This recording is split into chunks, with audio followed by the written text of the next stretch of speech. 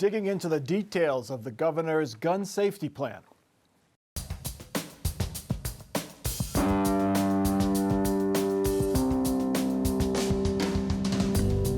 Joining us on Columbus on the Record this week, Andy Chow, State House reporter for Ohio Public Radio, Julie Carr-Smythe, State House correspondent for the Associated Press, Sam Gresham of Common Cause Ohio, and Michael Miller, former Franklin County prosecutor. Governor DeWine's proposal to tighten and toughen Ohio's gun laws continues to dominate politics at the State House. This week we'll take a closer look at a couple of those proposals. While he doesn't like the term, Governor DeWine wants a so-called red flag law. He calls it a safety protection order. It would allow police to confiscate guns from people at risk of shooting themselves or others. But DeWine stresses there must be rules.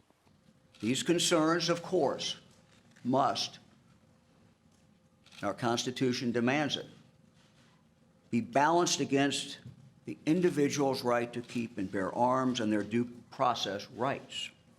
So here's how it would work if someone is in danger of committing violence and has a gun. Police would ask for a court hearing within 3 days. If that court finds the person is dangerous, police would take the guns, but the seizure would be reviewed again and more carefully within 14 days. If that court agrees the person is a danger, it would issue an extended order, which would include mental health or other types of treatment. That order would be reviewed every 6 months, and the gun owner could apply to get the guns back after 3 months. Julie Carr-Smythe, this is somewhat similar to what former Governor Kasich proposed, but Mike DeWine is being, as you saw, very careful to say this is different.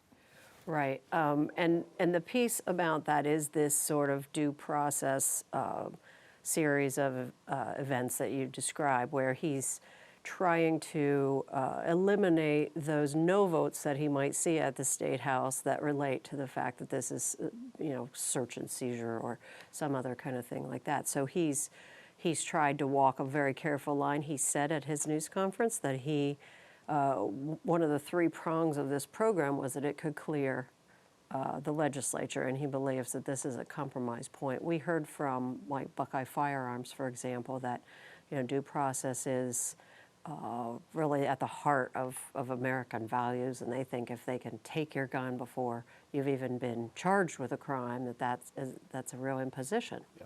The main difference between what DeWine is putting out here and what he's calling a safety protection order and what we commonly known as red flag law is this idea of giving somebody up to 3 days to have some sort of hearing before law enforcement can go in to take guns, whereas other states have this ex parte order where if somebody is deemed to be a threat to themselves or others, then a judge can order law enforcement to go in right away without that hearing. And so I think that's a big selling point for a lot of gun rights groups here in Ohio and for a lot of conservative lawmakers. I think the 3-day period and the 14-day period could have a negative effect. The negative effect is it may accelerate the mayhem.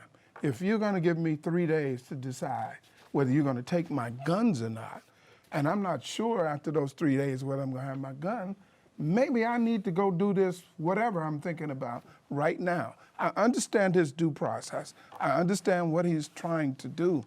But I'm concerned that if you got enough sense, you may go ahead and do what you want to do. It's they're trying to balance really what is an imminent threat if you've got to take someone's guns away versus the person's right to own a gun, Mike. Well, I tend to agree with Sam, frankly. That would worry me a little bit. I'd want to get the guns even quicker. I understand the argument, but in jurisprudence for many, many, many years, the Supreme Court has had exceptions to the warrantless search. And they're just common sense thing. Somebody calls in 911. The police go out there, they hear some yelling in the house and so forth, and they go. And they can make an arrest and so forth, and the Supreme Court says that's absolutely fine. Another person, a neighbor calls, hears shots or something, come out. A lady comes out of an apartment, blood all over and so forth. Police go in. I mean, you don't stop and get a warrant. You don't do that. And what this situation is, if we've got somebody that there's genuine belief can go out and commit one of these horrendous shootings, and I know that's hard to prove, but to go in and get it and maybe put somebody out for a period of 3 days, I don't see as a problem. We keep people in jail for now months and months and months prior to trial Now, there because we fear that they may get out and hurt somebody. The gun rights groups are concerned that if that is the case, then could somebody just frivolously, because they have some sort of agenda against somebody else, Charge somebody. just make a false accusation? But people who have been pushing for these laws say that there are guardrails in place to make sure that you can't make just any false accusation. But there is a question as to who would make this phone call and what is stopping them right now from making a similar phone call and saying there's a danger in my neighborhood, and how would this function? Obviously, right now we can't take the gun,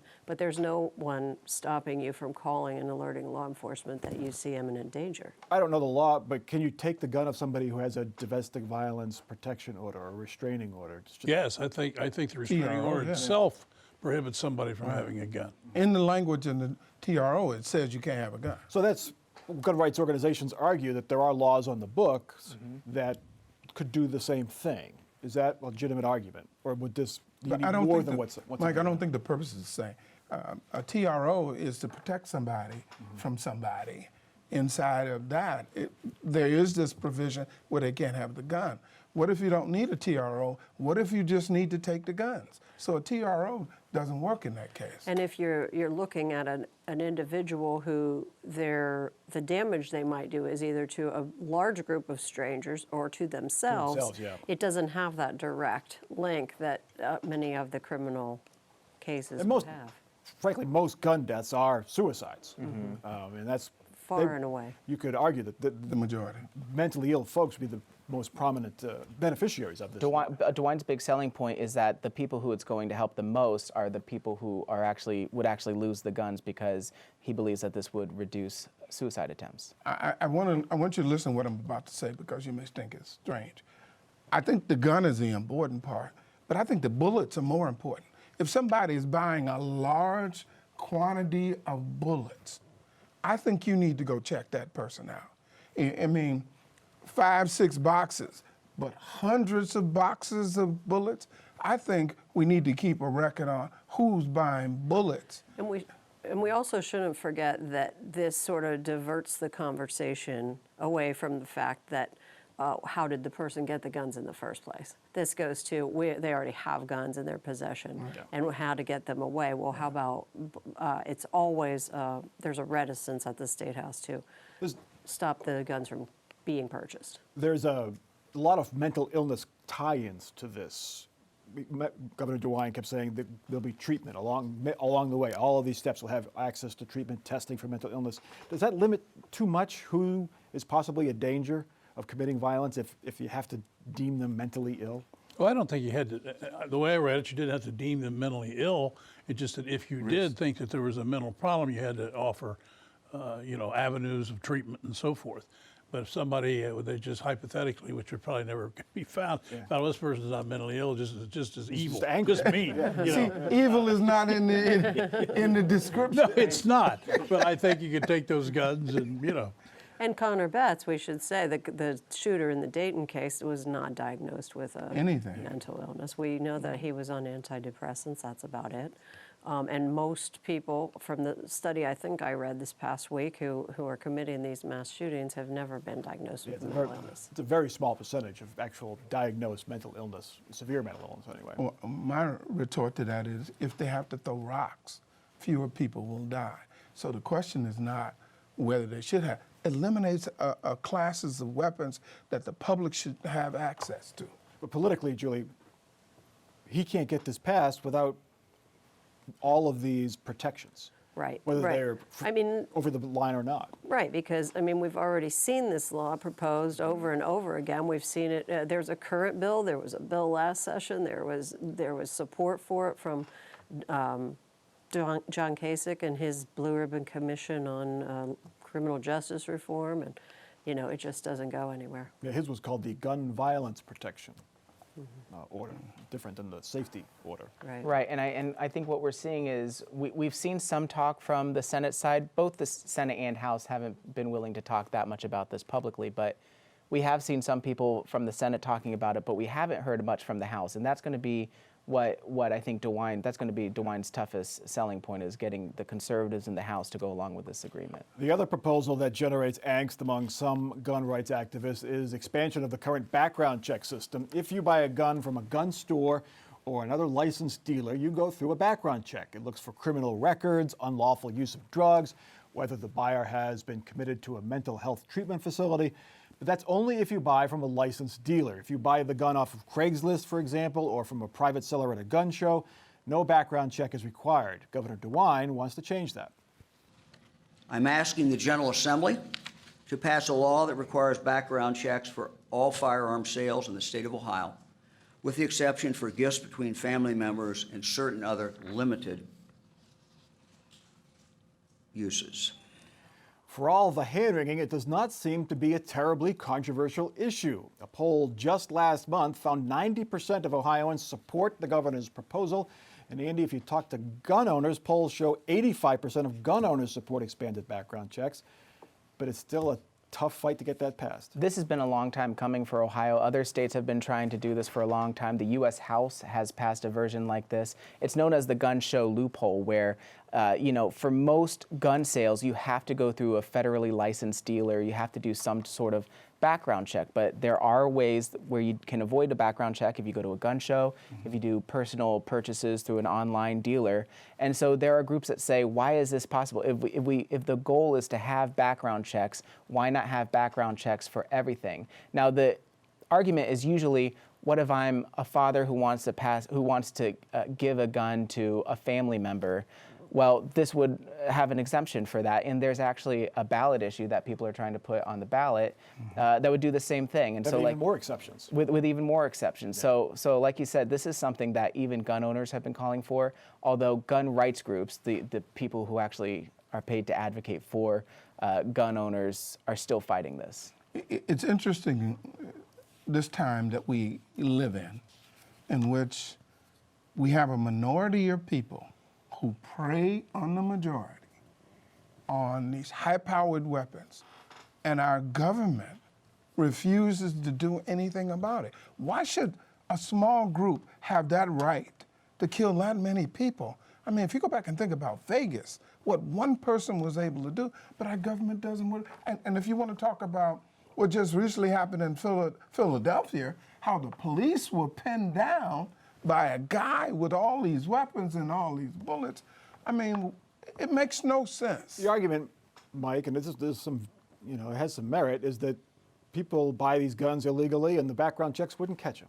So criminals would buy guns on the street regardless, whether there's a background check or not. Well, that's true, but I think that's a minor percentage. I mean, do you throw out the baby with the bathwater? I don't see the point.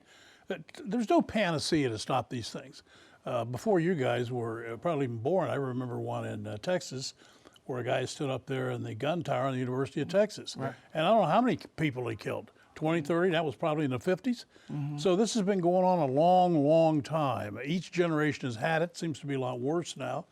But I wish there was a silver bullet. If we did this, we wouldn't have this anymore. But that's not going to happen.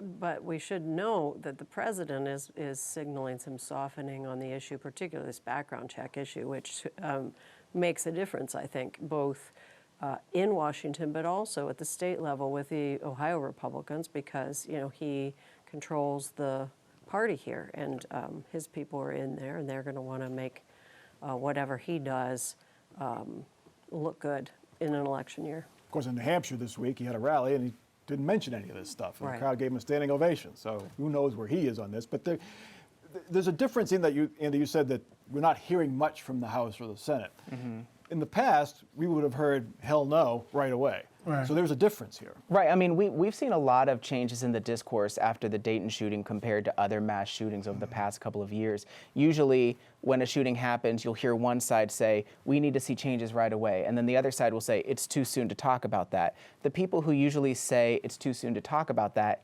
haven't really been saying that lately. They've just kind of stayed quiet altogether. The idea of offering thoughts and prayers hasn't been like the main standing point as in other times. And again, somebody like Speaker of the House, Larry Householder, he usually is always jumping at the opportunity to say something, to make a statement. He's passed on making statements on this We've issue. had, more than 250 of these mass shootings in our country. Should be softening up somebody by now. We would never have had a governor after Dayton come up with 17 points before. There is a softening, and eventually we're going to get something. And I think another big thing that's happening, the undercurrent here, is that I think a lot of gun rights groups are afraid of an all-out ban. I think they're afraid of an all-out ban on assault-style weapons and on high-capacity magazines, and I think that's why you see them sort of testing the waters of maybe we should go along with these things so it doesn't get to our biggest fear, which are the bans. And adding to that, I think, is the fact we've got, the El Paso shooting was so different from the Dayton shooting. One is perhaps a right-leaning person with indoctrination in a hate group. Another's a left-leaning person, possibly with mental issues. Now we have a police shooting, and we shouldn't fail to mention that the NRA is a mess. Yep. Internally, it's really imploding, and so they're not the normal giant force here because they're divided themselves. All right, they may not be dazed, but some in Ohio seem a little confused. Drug-sniffing dogs certainly are confused. The canines and apparently some local officials cannot tell the difference between hemp and marijuana. They're basically the same plant, but of course marijuana makes you high and hemp does not. Another difference, hemp is legal in Ohio, marijuana is not, recreationally anyway. The problem comes when you catch someone with one or the other. To police dogs, hemp and pot smell the same. To police agencies, they don't have the equipment to tell the two apart, leading some to say by legalizing hemp recently, Ohio has legalized marijuana. Not so, says the state's top cop. The Ohio legislature did not legalize marijuana for recreational purposes with Senate Bill 57. They didn't do it by accident. They didn't do it on purpose. Marijuana is not legal for recreational purposes in Ohio. Yost is offering local agencies money to test for illegal marijuana. Mike Miller, some local prosecutors are refusing to prosecute very minor, misdemeanor marijuana possession cases because of this confusion. What do you make of that? Well, I don't know. It's this confusion, Mike. I think it's been even before that. They just don't want to do it. Very few people get anything amount of marijuana charges unless you're dealing with bales and a ton of it. And storing it. It's very infrequent. I can't think of the last time I've seen anybody go to jail just for a marijuana violation possession. But anyway, the city attorney here has announced that the city council has passed this law where it's $10 fine, $25 fine. Yeah. He will not enforce any of that. But the state thing where you can get up to, I think, $150 fine or maybe even 30 days if it's an M4, he's not going to do those either. So this is just another reason for that. And just an excuse, you think? Yeah, and if you've got all kind of a marijuana, they're going to have it tested, or hemp, whatever it is, to see which one it is. If it's going to be a minor amount, they're just going to pass it by. It's not worth the trouble because nobody's going to do anything anyway. I think this shows sort of the fears that the people who oppose marijuana legalization have had all along, which is, medical marijuana is going to be a little bit of a broken window toward this, and then you're going to add hemp for the farmers, and pretty soon it's just going to be de facto legalization, even if it isn't. And this is almost like a humorous case of it all getting very confusing. Are you saying hemp is a Trojan horse? It's going inside the castle and it's going to open all things up? What is it, 0.3 is the area, and hemp has little or no THC in it. Does it make you high? No, hemp doesn't. It's non-intoxicating. I've never smoked it, but I don't. That's what I hear. Yeah, I mean, that's the whole point is it's non-intoxicating. So it's grown in a way where it doesn't have the THC levels. But what this might change is different search and seizure protocols for police officers. If you get pulled over, can they search your car if they smell marijuana or hemp, or if the dog smells it? This could change those types of situations. And hemp could be used to shield marijuana now. Well, now you're thinking, Sam. Oh, Well, I might get to that because what Zach Klein, the city attorney, says now that if a police dog, these poor police dogs, I feel bad for them. If a dog smells marijuana or hemp, he's saying you cannot search the car based on that alone. There has to be other evidence to prompt you to search the car. Is that a wise strategic, or is, again, he's just trying to put off prosecuting pot crimes? Well, I don't know that I would agree with the city attorney on that. I mean, maybe he's right, but it seems to me what the police need are, the law is reasonable grounds to believe that. And if he smells what he and his expertise believes to be marijuana, and the dog in his or her expertise barks because they believe it's marijuana or whatever, then I think the law clearly allows you to seize it. I think that's If what it he's turns saying. out if it's not, then of course when it gets to that point, the prosecutor's going to drop the case. But I don't think it should affect subsequent search and seizure. And then it comes down to, is that dog or is the police officer smelling one joint, or are they smelling a whole, trunk full of stash that they're ready to traffic? So then it turns into, We're talking about 0.3 and tons of marijuana come into this country and is never discovered. What's the over-under on when Ohio finally legalizes it and is done with all this? 3-4 years, maybe? 5 to 8 years. or a federal change. Yeah. There's no ballot initiative out there right now that we know of. I know there's been talk, but there's no active one right now. Right. Yeah. All right. Voting rights groups are concerned that thousands of Ohioans may be on the brink of being illegally purged from state voter rolls. The groups say they found some 4,000 names on both the state's active voter list and the state's purge list. Earlier this year, a review of Franklin County's voter purge list found about 1,000 names that should not have been there. The groups call on the Secretary of State, Frank LaRose, to delay a planned purge of the rolls next month. Sam Gresham, you've been very active in voter rights. What do you make of all this? I think the idea of a purge, when you put the P word out there, it starts with the idea of a political purpose to reduce the number of people who are eligible to vote. Between 2014 and 2016, 4 million people were reduced from the rolls. A part of that ends up being a racial thing, because Section 5 of the Voting Rights Act was taken out by the United States Supreme Court in a thing called pre-clearance, where states who had had a history of discriminating against African Americans and people of color had to get any purge material pre-cleared by the Justice Department. And a case called Shelby that we are all familiar with. After Shelby occurred, we saw in this country a move to purge voter registrations all over the country, particularly in those states who had plea clearance. But this has been Ohio law. This purging process has been Ohio law for quite some time. I don't know how long, but several secretaries of states. You're right, but it has always not been perceived, it's never been perceived as helping people vote. It has always been perceived as a political tool to reduce the number of people who vote in one party or another. So how do you? The U.S. Supreme Court, though, said that our system, which is called the, what's it called again? Voter roll maintenance. Yeah, or something like that it is the supplemental process, that is a legal thing for Ohio to do, and it starts with 2 years of not participating in any kind of election activity, which can be a lot of different things. Signing a petition would count. Triggers the beginning of it, and it doesn't really end then for several more years, and you have all these warnings. Frank LaRose, the Secretary of State, has been he's been purging the voter rolls, but also trying to really increase awareness to check your voting, make sure you're active. It even has a brand. It's called Registration Reset. It's big letters on his website. What do you think about this? Mike? I guess politics, both ends. Yeah. Absolutely both ends. I agreed with Sam when the program began. I sure don't agree with him on this one. I look at that. I mean, for 2 years you don't vote. There it is. You didn't bother to vote. Now the state says you've got to send them something, and say that gives you 2 more years, and all you've got to do is respond with a postcard and you're on it. I mean, when I was young, I've been voting for forever and forever. You went down one day.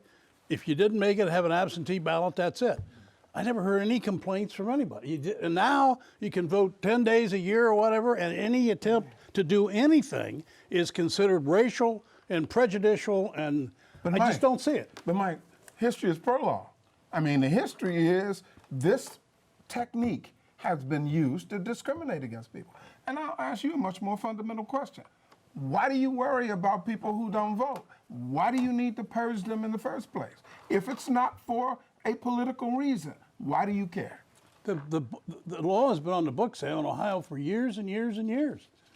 I mean, that you had to purge, you had to keep the voting light. If you didn't vote, you lost it. All right. Yeah. And now, and no one ever complained about anything, but now it's looked at as some dark, The thing history, that people the want. history. Not the history here, as far We're as gonna I know. have, we're gonna have to leave it there. We're almost out of time. Off the record comments. Mike Miller, you're up first. Has nothing to do with anything really, but my wife and I were in Minneapolis this week and for a ball game, frankly, and got off the airplane, walked about 5 minutes, got on a light rail, zoomed into 2 blocks from our hotel. Next day, jumped on the same light rail, took us door to door right to the stadium. It was fantastic. My senior rate was $1, and it was worth it. Jesse Ventura was the guy Jesse who Ventura. Did he got the do light that? rail in Minneapolis. Sam. What's going on in Kentucky is really bothering me right now with Moscow, what's the guy's name? Mitch McConnell. Mitch McConnell. What's going on is the civil union is buying in the economics of the state of Tennessee and beginning to manipulate our process. I think our country is in a very dangerous posture now, and we need to respond. 10 seconds, Julie. In the Dayton shooting case, I had a story out on the records issues in that case, which would be interesting to watch. Okay. And Andy, real quick. Group trying to hold a referendum on the energy law has to rewrite their summary, so they're working on rewriting their summary language. To get it on the ballot, on the ballot which is for now 2020. apparently a tax, which we didn't know about before. Anyway, I don't get predictions right often, but I did accurately predict that Ohio State University would try to trademark the word "the" about a year ago. So there you go. That's it for this week. Check us out online. Watch every episode online at Facebook and on WOSU.org. For our crew, for our panel, I'm Mike Thompson. Have a good week.